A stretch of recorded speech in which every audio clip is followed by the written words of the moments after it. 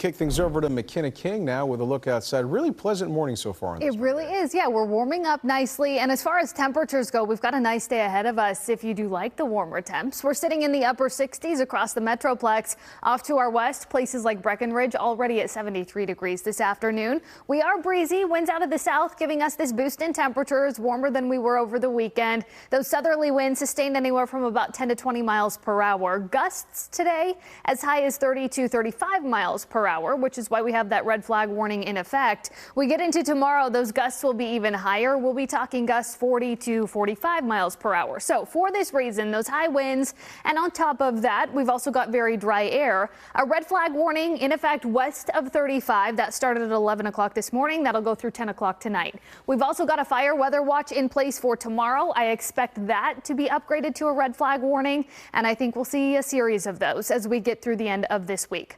On top of that, if you deal with allergies, you're dealing with this. That pollen count is high as we get through the middle of the week and beyond. Those predominant pollens across the Dallas-Fort Worth area in North Texas.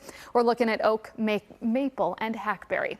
Now, as far as rain chances go, not looking at much. We get through Saturday. By Sunday, we've got 30% pops there, that 30% chance of precipitation. I don't think it's a widespread rain.